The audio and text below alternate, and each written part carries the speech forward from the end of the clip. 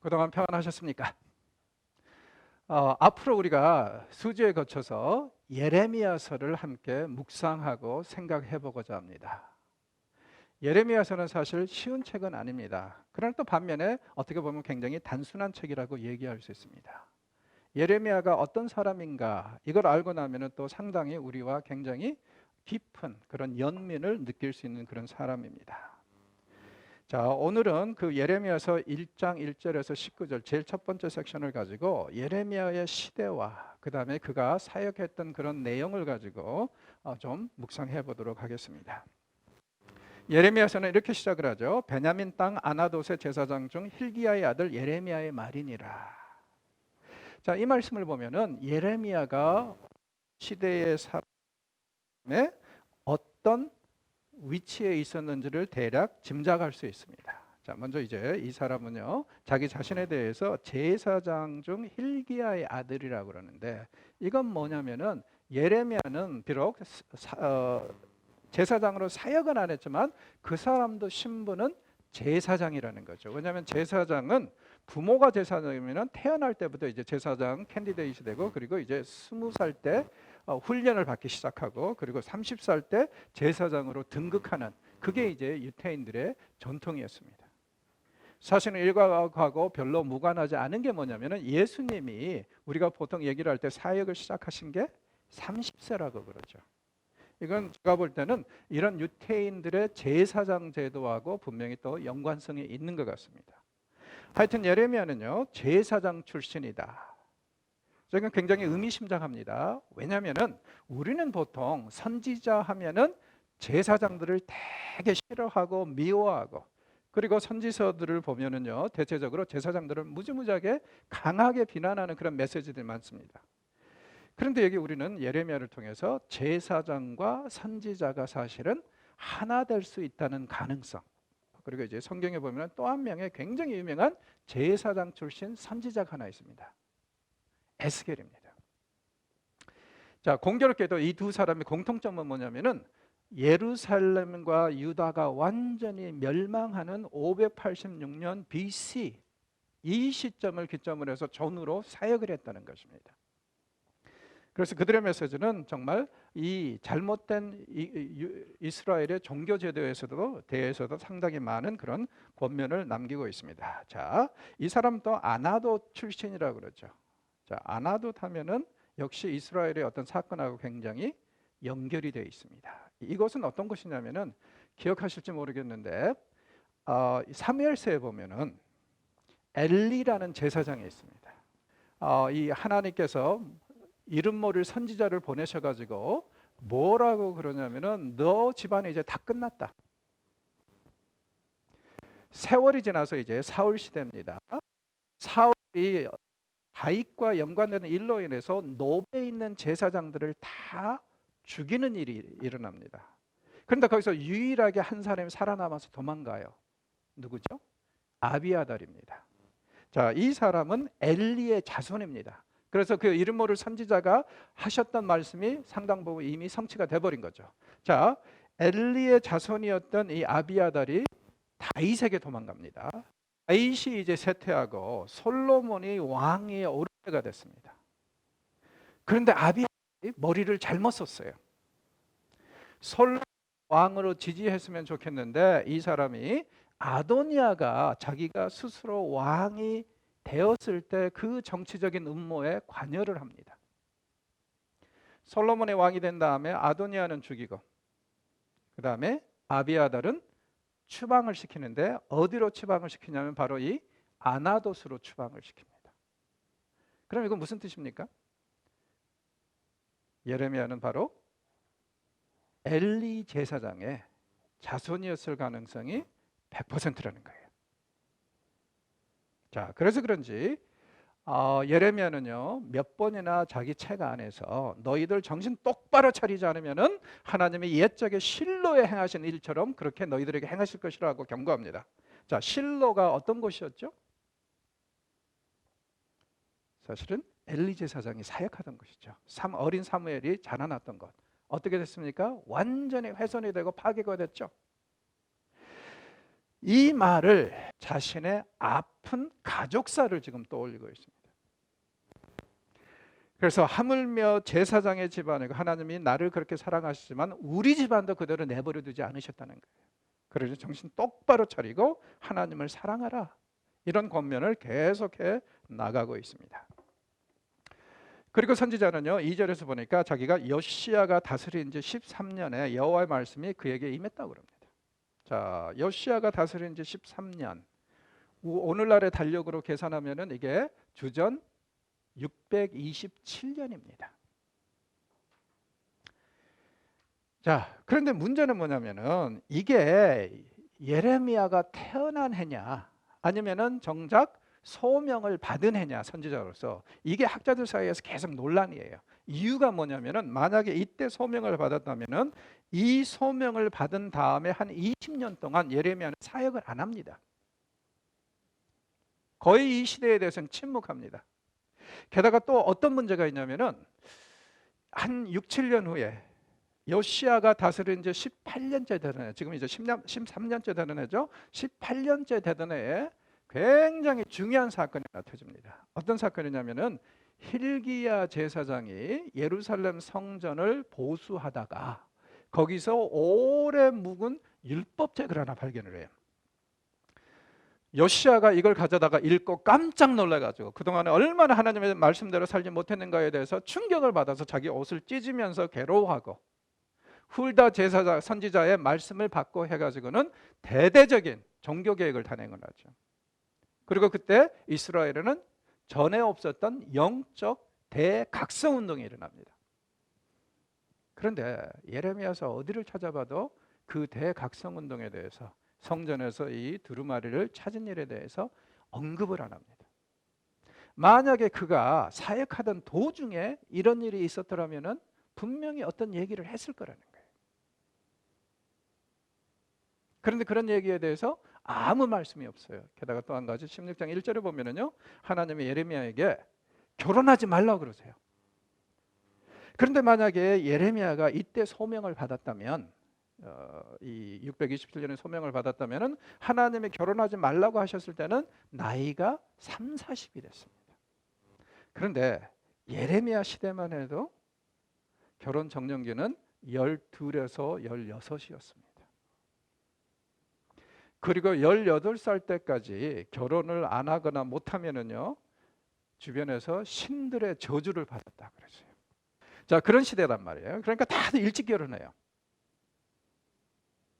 한번 생각해 봅시다. 예레미야가 40까지 결혼을 안 했다면 아예 결혼 안 할 생각이 아니겠어요? 그럼 그런 상황에서 너 결혼하지 말라 하는 것은 별 의미가 없잖아요. 그러니까 이런 이제 문제들이 있어서 이게 지금 627년이 예레미야가 태어난 해냐 아니면은 사역을 시작한 해냐 여기에 대해서 학자들이 논란이 빚을 수밖에 없는 것이죠. 자, 그리고 이제 3절에 보니까 그가 사역했던 시대를 말하고 있죠. 요시야의 아들 유다의 왕 여호야김 시대부터 요시야의 아들 유다의 왕 시드기야 11년까지. 이때가 언제냐면 586년입니다. 유다가 완전히 절단이 나가지고 바벨론으로 끌려가던 해예요. 자, 그러면은 예레미야는 627년에 소명을 받았다. 그렇게 생각을 하면은 586년까지. 그리고 사실은 이 예레미야서에 기록된 그 마지막 글을 보면은 예언을 보면은 그가 이집트로 끌려가서 강제로 이집트로 끌려가서 거기서 581년에 선포한 메시지가 마지막 메시지입니다. 그걸 감안하면 이 사람은 한 40에서 50년 동안을 사역했던 것 같아요. 그리고 예레미야서의 그 내용을 보면은 그 분량을 보면은 52장으로 구성이 되어 있지만 사실은 66장으로 구성되어 있는 이사야서보다 분량이 한 히브리어 단어로요 계산해 보면 20-30%가 더 깁니다. 그리고 이 말이 가장 충격적이고 안타까운 거를 마무리하면서 그 해 11년 586년 5월에 우리 달력으로 하면 8월 말 정도 됩니다. 예루살렘이 사로잡혀 가기까지 임하니라. 예레미야가 언제까지 사역을 했다고요? 예루살렘이 사로잡혀 갈 때까지. 자, 우리에게 글을 남긴 선지자들 16명 중에서 제일 먼저 활동하고 사역하기 시작한 사람이 누구냐면은 아모스입니다. 아모스는 760년 BC에 북왕국을 향해서 메시지를 전하기 시작합니다. 자, 그때부터 선지자들은 계속 하나의 전승을 이어가는데 뭐냐면은 회개하라, 그렇지 않으면 너희들 끌려갈 것이다. 아시리아로 끌려갈 것이고 바벨론으로 끌려갈 것이다. 이것을 그 이후에 온 선지자들이 계속 얘기를 했어요. 심지어는 이 이사야마저도 바벨론으로 끌려갈 것이라고 분명히 경고했습니다. 예레미야가 사역하기 한 100여 년 전 일입니다. 그런데 예레미야서가 어떤 면에서 좀 독특하냐면은 다른 선지자들은 한결같이 끌려갈 것이다, 끌려갈 것이다, 끌려갈 것이다 했는데 예레미야는 여기서 뭐라 그래요? 사로잡혀 갔다. 그러니까 올 것이다, 올 것이다. 다른 선지자들이 그렇게 외쳤던 것이 드디어 왔다는 거예요. 이제는 더 이상 소망이 없는 거고 절망밖에 없다. 이런 이제 의미에서 상당히 또 그렇습니다. 예레미야는 우리가 보통 뭐라고 그러죠? 선지자라고 그러죠. 요즘 말로 하면 울보라는 거예요. 예레미야는 많이 울고 예레미야서 안에서 하나님도 계속 울고 계시는 모습이 보입니다. 제가 볼 때는 무엇보다도 그의 사역과 그의 신분의 갈등 때문에 그런 것 같습니다. 그들이 행복하게 살기를 원했고 그들이 잘 될 것이라고 계속 축복을 선언하고 싶었습니다. 복된 메시지, 이걸 계속 주고 싶었어요. 그런데 정작 하나님이 그를 선지자로 세우시고 주신 메시지는 전혀 다릅니다. 가서 구하라. 저들 이제 끝났다. 이제는 더 이상 소망이 없다. 바벨론으로 끌려갈 것이다. 이제는 이 예루살렘이 완전히 그냥 초토화될 것이다. 이런 말씀만 계속 줘요. 그러니 예레미야가 얼마나 힘들겠습니까? 자기 백성들이 잘 될 것이라고 메시지를 전하고 싶은데 정작 하나님은 이 사실을 아시는지 모르시는지 계속 잘못될 것이라고 그래요. 그러니 예레미야는 이 가운데 하나님의 말씀을 그대로 전하지 않으면 안 되잖아요. 선지자니까. 반면에 개인적인 그 연면에서는 정말 이들이 잘 되고 이들이 정말 미래가 보인다는 것을 계속 얘기하고 싶고 그걸 확신하고 싶거든요. 근데 그게 안 되는 거예요. 그래서 예레미야는 한없이 그 사이에서 괴로워하고 웁니다. 이런 상황을 아는지 모르는지 사람들은 어떻게 그를 대합니까? 예레미야가 정작 메시지를 선포하기 시작한 순간부터요, 제가 보기에는 한 반쯤은 감옥에서 시간. 여기서 우리는 우리 가슴에 손을 얹고 반성해 봐야 됩니다. 여러분은 어떤 메시지에 열광하십니까? 잘 될 것이다. 하나님이 당신을 사랑하신다. 귀하게 여기신다. 당신 정말 하나님이 아주 축복하실 것이다. 이런 메시지. 반면에 그따구를 신앙생활로 하느냐? 차라리 치워버려. 이런 메시지는 우리가 싫어합니다. 그러니까 이게 문제가 뭐냐면은 사람들은 어느 시대에든지 들어야 할 메시지는 안 들으려고 하고 듣고 싶은 메시지에 열광한다는 거예요. 이게 문제입니다. 그래서 예레미야가 전하는 메시지는 그들이 듣고 싶은 메시지가 아니었습니다. 그러니 끊임없이 그들은 예레미야를 미워하고 심지어는요 그의 고향 사람들 아나돗 사람들이 그를 암살하려고까지 합니다. 왜 그러겠어요? 참 선지자 상관 안 합니다. 자꾸 전 나라에서 매국노로 몰리고 나라에 대해서 나쁜 말을 하는 사람으로 몰리니까 그것은 아나돗의 수치다 이거예요. 그런데 이 문제를 어떻게 그들은 해결하려고 하냐면은 예레미야를 죽임으로써. 참 슬픕니다.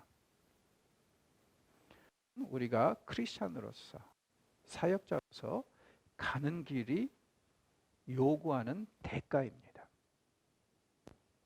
장밋빛 인생, 순탄한 길을 갈 수 있다면 얼마나 좋겠어요. 그러나 이 세상에서의 삶은 결코 쉽지는 않을 것입니다. 오죽하면은 우리가 기도하는 마음으로 그 찬송을 하지 않습니까? 주여 평탄한 길 주옵소서. 얼마나 힘이 들면 그러겠어요. 주님을 가까이 하는 것은 장밋빛 인생이 아니라 십자가 짐 같은 개고생이라고 그러죠. 저는 그게 현실이라고 생각합니다. 예레미야도 굉장히 그랬을 거예요. 자, 그의 이름은 여호와께서 잘 하신 자. 혹은 여호와께서 존귀하게 하신 자, 여호와께서 세우신 자, 여러 가지로 좋은 의미로 해석이 될 수 있습니다. 그리고 그는 아나돗에서, 제사장의 마을 아나돗에서 hil기야의 자식으로 태어났습니다. 즉 다시 말해서 예레미야는 족보를 계속 계산해서 올라가 보면은 아론의 후손이라는 것이죠. 자, 아나돗은 어떤 곳이냐면은 예루살렘에서 북동쪽으로 한 5, 6km 떨어진 것입니다. 오늘날에는 금방 갈 수 있지만은 예전에는 산악지대 이래서 이제 이 정도 길이면 한 2~3시간 걸어서 가야 되는 그 길이에요. 그러니까는 이 왕래가 그렇게 쉽지는 않은 것입니다. 이 사람은요, 그렇게 사랑했던 자기 나라가 망하는 것을 보면서 586년에 자기 눈앞에서 사라지는 것을 보면서 오열했던 선지자입니다. 백성과 가족으로부터 외면당한 선지자입니다. 무엇보다도 안타까운 것은 뭐냐면요, 비록 세상 사람들은, 일반인들은 예레미야를 반대할 수도 있다고 생각할 수 있는데 커다란 문제는 뭐냐면은 그의 가족들, 더 나아가서 고향 사람들마저도 그를 미워하고 심지어는 암살하려고 하는 그런 음모를 꾸몄다는 거예요. 그리고 그는요, 무엇보다도 거짓 선지자들에게 분노한 참 선지자라고 생각하시면 됩니다. 여러분, 참 선지자들이 성경을 보면 가장 힘들어하는 사람들이 누굽니까? 거짓 선지자들입니다. 왜 그러겠어요? 하나님의 이름을 팔아서 장사하는 놈들이라 그렇습니다. 그리고 참 선지자들은요, 하나님의 진정한 메시지를 전하면 사람들이 좋아하지, 미워해요. 그런데 거짓 선지자일수록 사람들에게 인기가 있습니다. 왜 그럴까요? 역시 이슈는 똑같습니다. 들어야 할 메시지보다는 듣고자 하는 메시지를 주는 사람들이 거짓 선지자들입니다.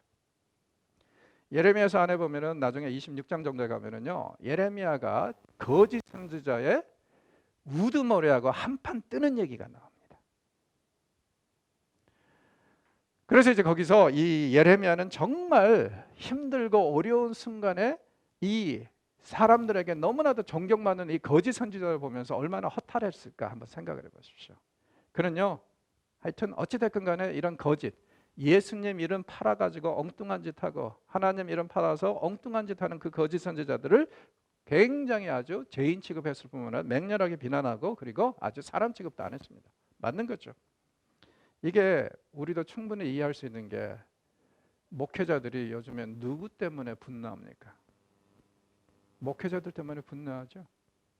목사들 때문에 분노해요. 왜 그러겠어요? 성경 말씀대로 행하지 않고 엉뚱한 짓들 하면서 자기 이속 챙기는 목회자들을 보면은 왠지 분노하지 않습니까? 아니면 이제는 아예 이제 분노도 지나간 순간인 거예요. 우리 분노해야 됩니다. 그렇죠? 그리고 이 참 선지자와 거짓 선지자의 갈등은 끊임없이 앞으로도 계속될 겁니다. 안타까운 건 뭔지 아세요? 어느 시대를 보든 간에 거짓 선지자들이 대접을 받고 참 선지자들은 광야에서 외치는 외로운 음성이라는 것. 심지어는 하나님의 백성들이 얼마나 많아도 소용없어요. 이게 항상 현실입니다. 예레미야는 또 하나님께 반항하고 원망하기도 한 선지자입니다.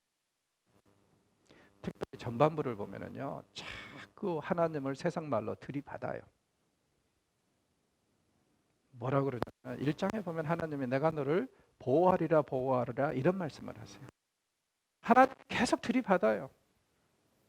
저항하고 이런 예레미야를 우리는 어떻게 이해를 해야 됩니까? 왜냐하면 우리는 선지자들은 대체적으로 예스맨이고 하나님의 명령하시면은 그냥 아무 소리 안 하고 죽은 듯이 가서 그대로 행하고 속으로는 아무리 울분이 나더라도 하나님 앞에는 말을 가려서 하는 사람들로 생각을 하잖아요. 대표적인 예가 이사야죠. 이런 사람하고 예레미야는 너무 천방지축인 것 같아요. 자기 마음에 내키는 대로 막 하나님한테 쌓아붙여요. 그래서 어떤 사람들은 예레미야의 하나님은 조금 좀, 예레미야의 신론이 조금 좀 그렇다 이렇게 얘기하는 사람도 있는데, 아니에요. 저는 예레미야의 신론이 훨씬 더 맞는 것 같아요. 왜요? 아니 하고 싶은 말이 이렇게 많은데 하나님한테 안 할 때 있잖아요. 그 감정을 어떻게 하십니까? 물론 추스려야 되는데 어떻게 추스리세요? 아마 여러분들은 분명히 너무 경건하셔가지고 이렇게 할 거예요. 목소리를 아주 낮게 깔아서 주여 하고 기도하면서 해결하려고 그러죠. 저는 그게 안 돼요. 성질이 더러워서 그런지 그게 안 되고요. 해대야 돼요. 저는 종종 그런 얘기를 합니다. 하나님, 일을 왜 이따구로 하십니까? 내가 하나님이라도 더 잘하겠네. 이렇게 대들기도 해요. 자, 예레미야가 그런 케이스가 있습니다. 근데 여러분 잘 보셔야 될 게 뭐냐면요. 저는 이런 예레미야의 신론이 훨씬 깊이가 있고 의미가 있다고 생각하는 게 한번 이런 상황을 가정해 보시죠. 여러분이 딸을 잘 키워가지고 결혼을 시켰어요. 그런데 이 딸이 가가지고 너무 고생을 해. 그러니 하루는 친정에 와가지고 엄마 아버지 리빙룸에 앉아 있는데 거기 앉아서 눈물을 팍팍 흘리면서 엄마 아빠 왜 저를 낳으셨어요? 엄마 아빠가 저를 낳지 않으셨으면 내가 시집도 안 가고 시집 안 갔으면 이렇게 고생도 안 하고 이렇게 힘들지도 않을 텐데 왜 저를 낳으셨어요? 하고 원망을 한다고 합시다. 여러분은 그 딸에게 어떻게 하시겠습니까? 두 가지 가능성이 있겠죠. 첫째, 정신 차려 이 쌍간나야 하면서 따귀를 때리든지, 아니면 둘째는 뭐라고 하겠어요? 왜 나를 낳아 주셨냐고 원망하는 그 딸을 껴안을 겁니다. 그리고 딸아 힘들지. 우리가 아무것도 해줄 수 있는 게 없어서 너무 미안하고 안타까운데 우리가 너를 위해서 계속 기도하고 있어. 그러니 힘들지만 이거 이겨내자. 그리고 껴안아주는 이 부모, 이 둘 중에 어느 쪽이 참 부모입니까? 응석을 부리고 투정을 하고 원망을 하는 그 딸을 껴안는 부모야말로 참 부모 아닐까요? 이런 관점에서 본다면은 정말 말 그대로 여기까지 말을 하고 싶어도 짓눌러야 하는 그런 사람들의 신론보다는 하나님은 나의 어떠한 투정도 응석도 받아주시고 심지어는 받아치시기도 하는 그런 부모와 같은 하나님이라고 생각하는 게 훨씬 더 의미 있는 거 아닐까요?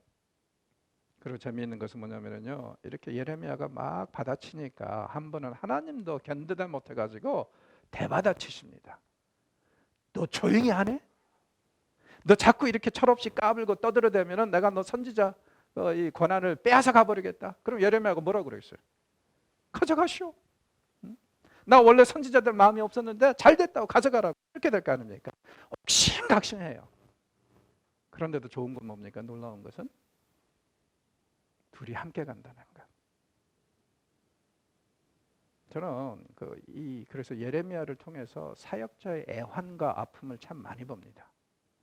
나중에 기회가 되면 그래서 예레미야서에서 예레미야가 특별히 하나님하고 갈등을 빚고 하나님한테 투정하는 이런 텍스트를 모아가지고 사역자들을 위한 묵상 들어보려고 그래요. 자, 이런 이제 어려운 일들 중에서도 그러나 예레미야는요 끊임없이 신념 가운데서 용기를 가지고 살았던 사람입니다. 그 어떤 것에서 굴하지 않습니다. 심지어는 감옥에 갈지언정 절대로 자기 메시지에 대해서 변절을 하거나 그런 경우는 없습니다. 끝까지 하나님이 그에게 주신 메시지만 전합니다. 이게 이제 우리가 예레미야에서 배워야 될 그런 좋은 거라고 생각을 합니다. 자, 요시야주기 13년에 627년에 이 사람이 소명을 받았는지 태어났는지 확실하지는 모른다고 그랬죠. 그리고 이제 이 사람이 586년에는 드디어 예루살렘이 망하는 것을 직접 지켜봅니다. 그리고 나서 581년에 이때 어떤 일이 있었냐면은 바벨론이 예루살렘을 정복하고 유다를 다 먹은 다음에 거기에 총독을 하나 세워놓고 다스립니다. 그리고 이제 바벨론군이 상징적으로 몇몇만 주둔을 했어요. 그런데 어떤 나쁜 놈이 와가지고 바벨론 주둔군을 죽여버립니다. 그러면 이제 바벨론 사람들은 어떻게 될까요? 누가 죽였는지 상관 안 합니다. 중요한 것은 뭐냐면은 유다에 있던 주둔군이 다 죽었다 이거예요. 그러니 그들은 분명히 또 분노를 품고 응징하러 올 겁니다. 자, 그래서 이제 유다에 있던 소수가 이 바벨론 사람들의 진노가 너무 두려워서 이집트로 내려가거든요. 그때 예레미야를 인질로 잡아갑니다. 그래서 예레미야는요 581년에 마지막으로 이 이집트에서 메시지를 선포하고 그 다음에 몇 년 더 살았다가 죽은 것 같습니다. 그래서 이제 이집트에 가면은 예레미야의 묘라는 곳이 아직도 남아 있지만, 그러나 그게 사실인지 아닌지는 아무도 모릅니다. 아마 뻥일 겁니다. 왜냐하면 성지순례 가서 온갖 예배 장소들이 있고 하잖아요. 그래서 예수님이 이것에서 무엇을 하셨고 뭐 어떤 것을 하시고 90%는 뻥입니다. 그냥 이 상업용으로 그렇게 만들어 놓은 거예요. 그러니까 그건 뭐 그렇게 믿을 필요는 없을 것 같습니다. 자, 예레미야가 사역했던 이제 근동의 그 정서를 한번 정치를 생각해 봅시다. 지금 근동 지역에는요 피바람이 부는 그런 변화가 오고 있습니다. 어떤 얘기냐면은 아술 아시리아의 근동의 이제 군주로 몇백 년 동안 지배를 했었는데, 이 아솔바니발이 그들의 마지막 대왕이거든요. 이 사람이 627년에 죽습니다. 문제는 뭐냐면요, 그 대를 이을 뚜렷한 지도자가 없어요. 결국에는 나라가 순식간에 제국이 몰락하기 시작합니다. 그래서 저는 이 아시리아의 몰락을 보면 그런 생각을, 한 사람이 얼마나 소중한가. 이 나라는요 그렇게 큰 대국, 다음 리더가 뚜렷하지가 않아가지고 제대로 리더를 키우지 못해가지고 멸망하는 상황이 전개되는 겁니다. 그래서 내란에 혼란이 있고 이런 틈을 타서 625년에 이때까지 이제 바벨론은요 아시리아의 지배를 받고 있습니다. 625년에 네부갓네살이 독립을 선언합니다. 그것까지만 해도 또 그렇다 쳐요. 이 독립을 선언한 것은 응징을 안 하니까 힘을 키워가지고 아시리아를 자기네들이 먹어 쪽에서부터 진군해 오기. 그래서 이제 아술이라고 아시리아의 옛 수도죠. 이것을 정복합니다. 함락시켜요. 그리고 여세를 몰아서 이제 614년에 2년 후에는요. 새로운 아시리아의 새로운 수도 니니웨였죠. 여기가 이제 요나가 간 곳이죠. 이곳을 함락시킵니다. 그러면서 이제 점차적으로 더 세력이 커지고 있어요. 그래서 이제 동쪽에서 계속 이 아시리아를 밀고 오고 있습니다. 자, 옆에서 이걸 지켜보고 있는 슈퍼파워가 있었는데 이집트입니다. 이집트는요, 이 근동의 역사로 지금 남아 있는 그런 상황입니다. 그런데 이때 이제 아시리아가 망하고 바벨론이 계속 밀고 오니까 분명히 바벨론이 군주가 될 것 같거든요. 그러니까 이번에는 우리도 한번 이 정치판도에 뛰어보자 해가지고 이 느고라는 이집트의 왕이 대군을 이끌고, 명분은 뭐였냐면은 패망해가고 있는 아시리아의 군인들을 도와서 바벨론을 물리치고 아시리아를 다시 세우겠다는 거예요. 그래서 사실은 이건 뭡니까?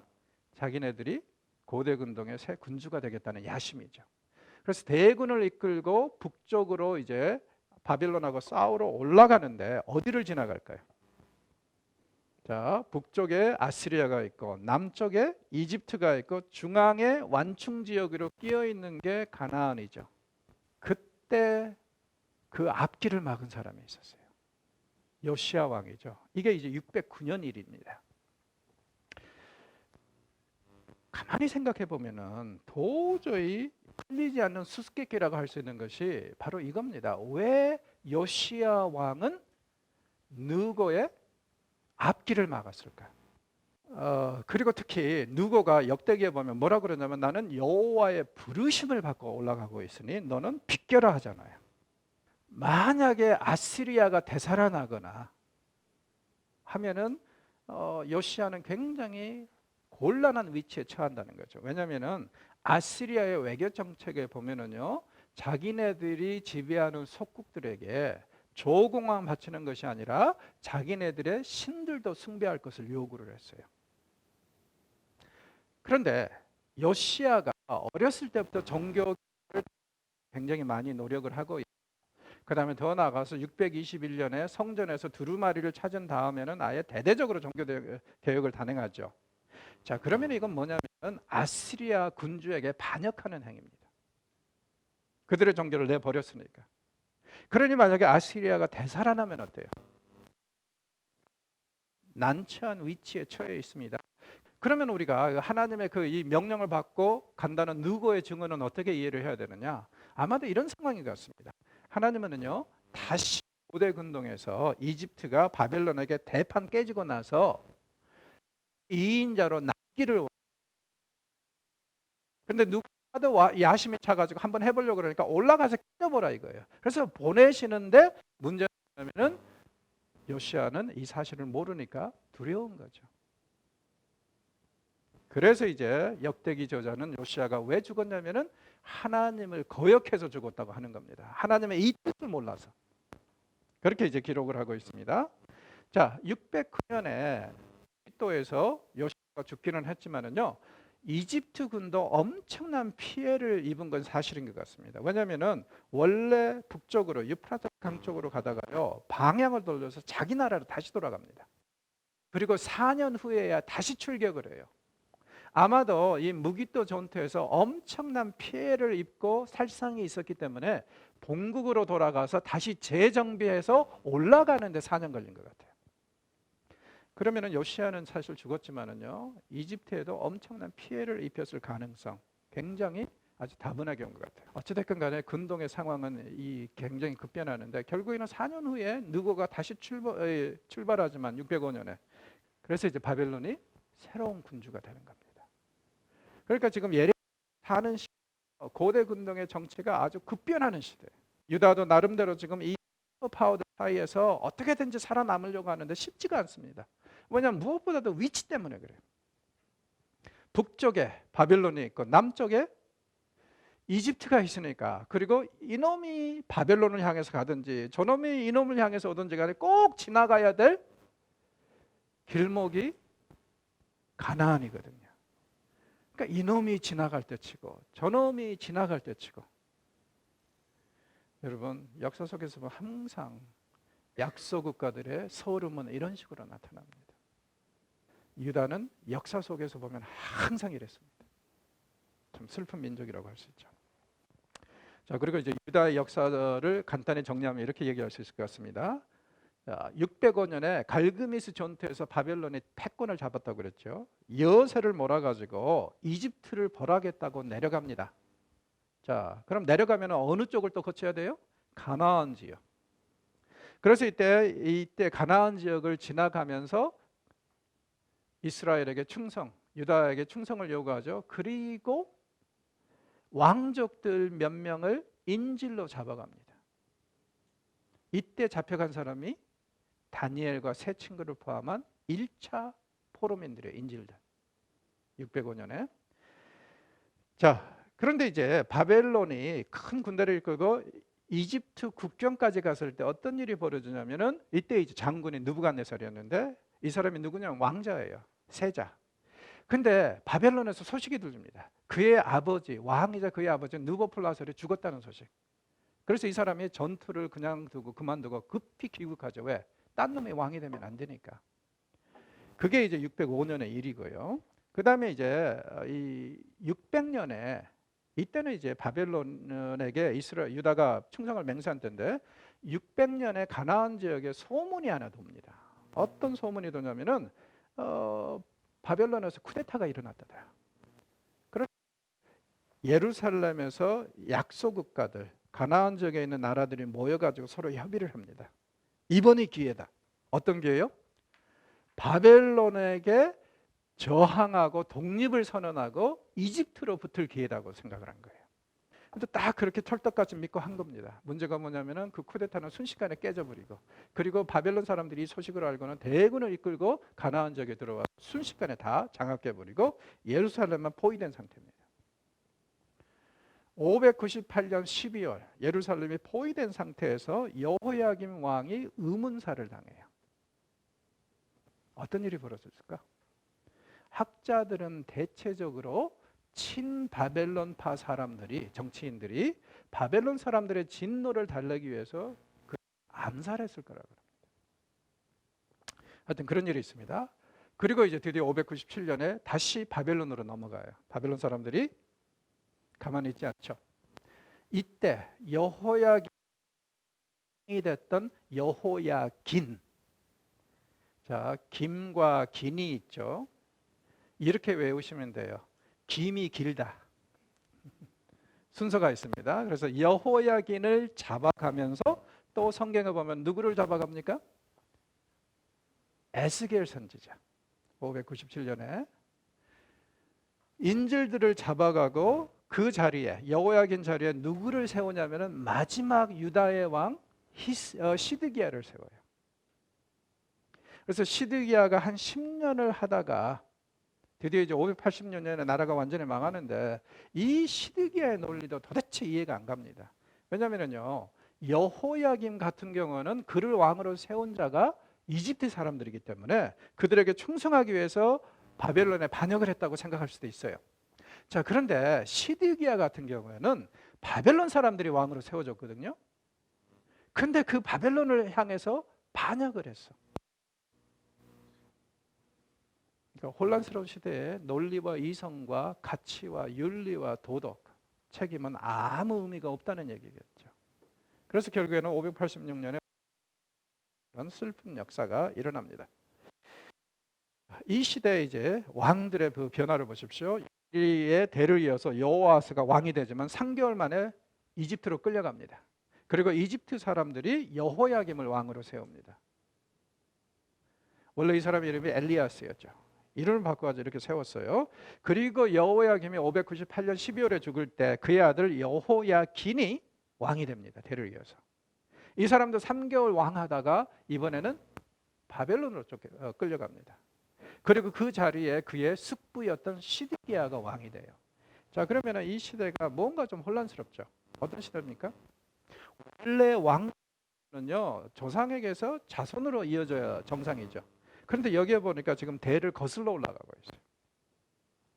조카가 왕 노릇 하던 것을요, 시드기야가 이어받고 있습니다. 굉장히 좀 비정상적인 그런 상황이라고 얘기할 수 있습니다. 자, 이 시대의 가장 큰 문제 이런 거 있다고 저는 생각합니다. 영적인 문제는요, 영적인 교만이 판을 쳤어요. 상황이 이렇게 되고 그러면 더 열심히 기도하고 자기네들이 정말 하나님 앞에 온전하게 살고 있는가를 계속 점검해야 될 텐데, 이 사람들은 어떤 생각을 하고 있었냐면은 우리는 절대 안 망한다. 왜요? 예루살렘은 하나님의 도성이다. 하나님이 이곳에서 사신다. 더욱이 나아가서 성전은 하나님이 거하시는 거처다. 그러니 만약에 예루살렘이 함락되고 성전이 이방인들에게 넘어간다면 하나님이 자기가 무능하고 여기에 더 이상 없다는 것을 보이는 사건 아니냐. 그러니 예루살렘은 절대 망하지 않을 것이다. 시온은 영원히 있을 것이다. 왜? 여호와께서 그 안에 계시니까. 방정이죠. 사실은 이 일에 대해서 에스겔은 이미 분명히 얘기를 합니다. 586년에 바벨론 선에 의해서 예루살렘이 함락되고 그 다음에 성전이 불에 탔죠. 여기는 개가 들어와도 괜찮고 이방인이 들어와도 상관없어요. 자, 그래서 이제 여기서 우리는 그 문제를 풀 수 있습니다. 종종 그런 생각 해보셨어요? 아니, 성전이 그렇게 거룩한 거죠. 특히 성전에서도 지성소는 대제사장이 1년에 딱 한 번 들어갈 수 있는 것, 그것도 연기로 가득 채워놓고 더 나아가서 이 허리에 딸랑이를 차고 그 다음에 발에다가 밧줄을 묶고 그리고 들어가서 피 뿌리고 나오는 것인데, 왜 그랬죠?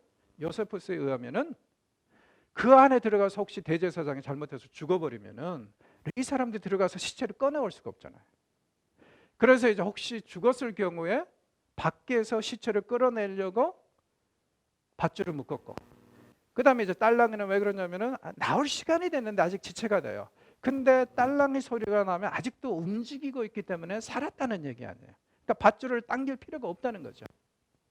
그 정도로 거룩한 공간인데 어찌하여 이방인들이 586년에 짓밟고 온갖 기구들을 다 가져가고 그 다음에 그것을 불태운 것이 용납이 되었나. 이제 이해가 가시죠?